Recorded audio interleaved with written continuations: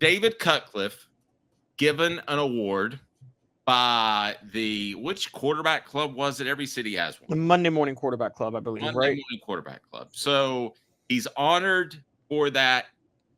His legacy, how significant is it? I think it changed the course of the SEC. I mean, if David Cutcliffe's not at Tennessee, do they get Peyton Manning? Do they win a national championship because of the extended success? I know Manning didn't win it in 98. I understand that, but wrote a book about it. But I don't know where they are. I'm going to go ahead and change this up a little bit, if you don't mind. I'm going to make that first down because I want your take on that, and then we'll get a poll question out there. Cooper Mays here. Hit like and subscribe. Do it, Coop. Coop here. First down. Hey, does Tennessee win a national championship without David Cutcliffe? No. I mean, one, it's not even the extended success of Peyton Manning.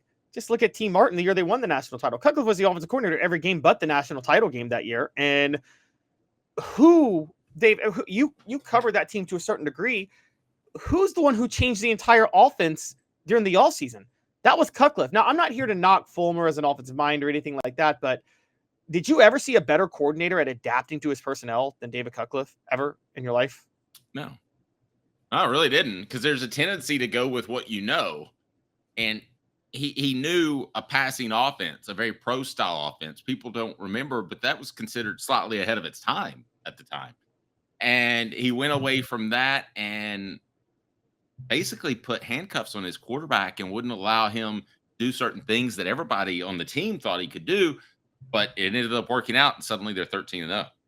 Yeah, exactly. And what happens? He waits till Jamal Lewis goes down, and what happens? He turns the offense loose against Georgia. And I think David Cutcliffe handled that. I don't know an offensive coordinator in football who could have handled that transition better than David Cutcliffe. And they were kind of, for those who don't know, they were learning on the fly early that year. They dusted off their option playbook, for those who don't remember. They ran a couple of option plays. It didn't work. Turned out T. Martin wasn't really fluid enough of a runner to run the option the way they thought he could. So they pulled it back, and he didn't really run it again by week 4. But, you look at a guy like David Cutcliffe, he went from coaching Heath Schuler, the offense with Heath Schuler, to switching it up and coaching the offense, the pro style with Peyton Manning, to going back to a different offense with T. Martin. I mean, that's 3 different styles of quarterbacks, and Tennessee had 3 different types of offenses during those eras. That's incredible. Pretty good. All right. 4 Downs brought to you again by Ted Russell Ford and Ted Russell Lincoln. Go to tedrussellford.com, tedrusselllincoln.com. I'm sorry, .net, excuse me. And I can't tell you how much I love my Jeep. Absolutely adore it. And the buying process was so easy. I was in and out a couple of hours to let me take it home to let everybody take a look at it. More on Cutcliffe. Tennessee find themselves in a way better position still, 25 years after? Possibly. Stay tuned. He's Caleb Calhoun. I'm Dave Hooker. A beacon of hope in a... Oops. Again, 4 Downs is brought to you by Ted Russell Ford and Ted Russell Lincoln. A beacon of hope in a world of high prices. Look to the skies, Knoxville. Super savings is here. Ted Russell Ford is East Tennessee's #1 Volume 4 dealer. Employee pricing is here. You pay what we pay on all new Ford models. Come see the super dealer today at either Ted Russell Ford location, Parkside Drive, or Kingston Pike. Second down. Coop stuttered. Cooper Mays here. Second down. I'm having a little interesting board action here. Pick one word to describe David Cutcliffe's time as Ole Miss's head coach. Manning. That's a good one. Okay, it maybe beat mine. I was going to say admirable, because I don't know if you know the backstory, but I do. And we hear about this happening, but I don't think it does a lot, because I think coaches are selfish. They went to him and said, you got to replace a lot of your coaches. He said, nope, not leaving this job. So I'm going admirable. I thought he won the best way he knew how, yet he was still loyal. And how difficult, Caleb, is that to do in big time sport?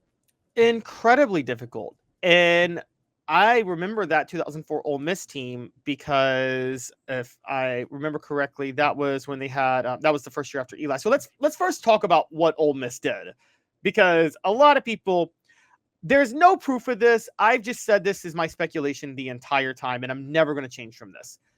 Peyton Manning graduates in 97. You and I both know, yes, Chris Sims is there, but like Tennessee is recruiting Eli Manning heavily, are they not? Yes. The narrative is Eli Manning decided to follow in his father's footsteps at Ole Miss.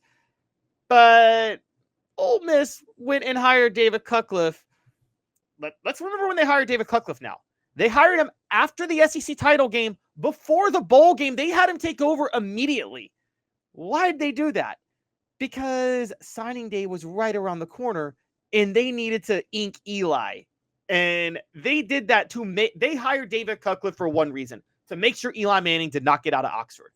They fire him the year after Eli graduates. I mean, I'm sorry, but Ole Miss went for him to get Eli. And that year, by the way, after Eli graduated, Cutcliffe had 3 quarterbacks, Ethan Flatt, Michael Spurlock, and Robert Lane. None of them were good that year, but I mean, they all showed, Dave, I'm sure you saw, they all showed potential. And once Cutcliffe was able to settle on one of them, he had a down year in 2004, but I'm sure he would have had that thing rolling again in 2005 had they stuck with him. No question in my mind. Yeah, and he turned Duke into a winner. That leads us to 4th down. All SEC. Well, wait, we need 3rd down. Oh, did we miss 3rd down? Tennessee Yes. Center Cooper Mays here. 3rd down. Okay, go for 3rd down. I think 3rd down of Cutcliffe, and what props him up is his quarterback legacy, and by extension, his Manning legacy. And for those who don't know, discount the Duke success. Don't discount the Duke. Oh well, we're getting there. You're calling our 4th down play on 3rd down. But yeah, I was gonna say that. Punted. I'm sorry. I should have punted. Go ahead. But yes, I think Cutcliffe. Let's not forget this, guys. There's only one coach I think Peyton Manning ever really respected offensively from his college to NFL years that he really listened to, and it was David Cutcliffe. I mean, you've pointed out, I don't even think he really listened to Tom Moore. Do you, the Colts offensive coordinator, that much? I think they're pretty much equal. Just one happened to wear a uniform and a jersey. That's probably true. You're right. They were equals.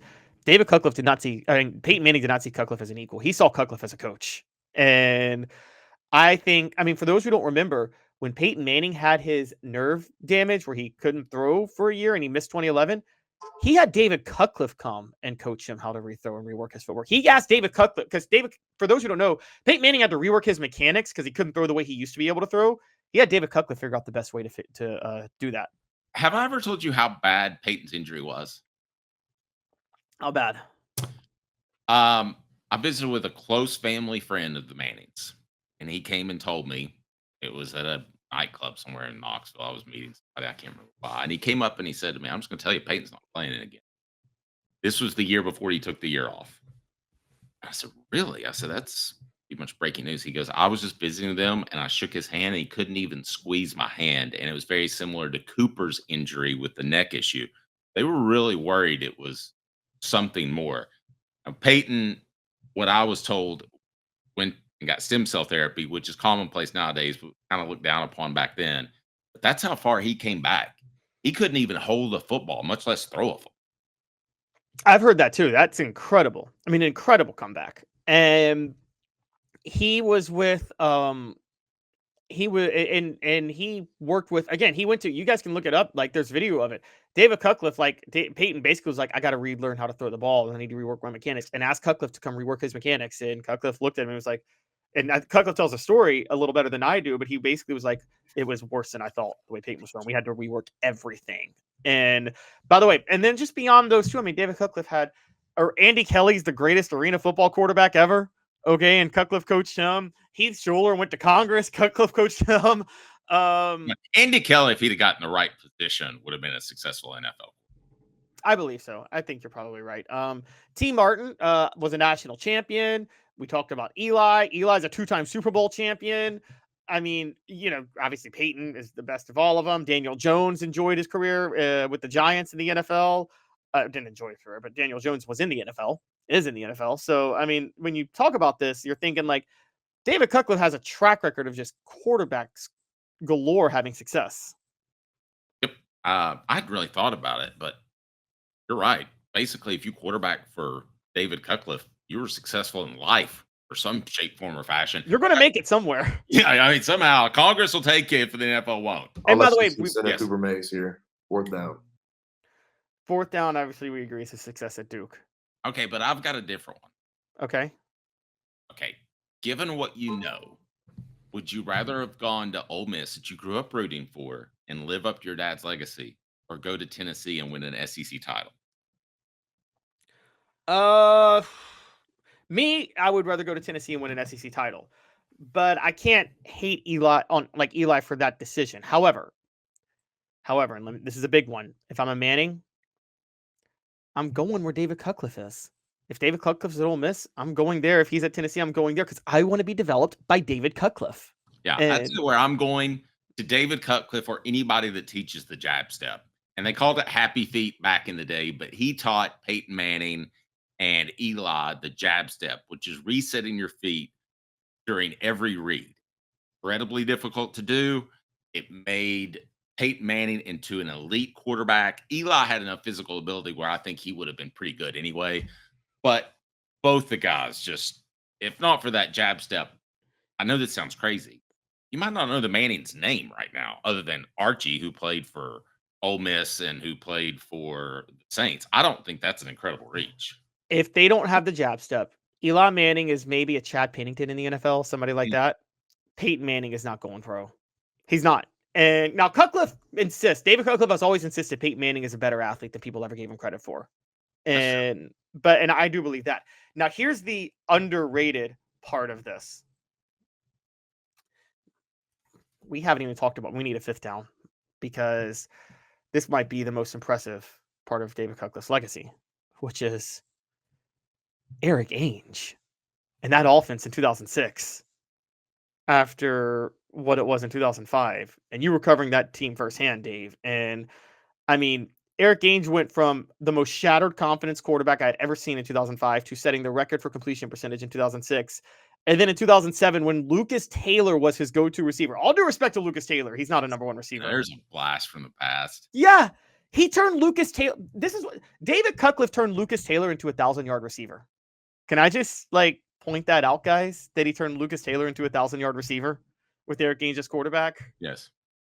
That 06-07 run with David Cutcliffe and what he did with Ainge, Robert Meacham setting the all-time single-season receiving yards record, that was incredible.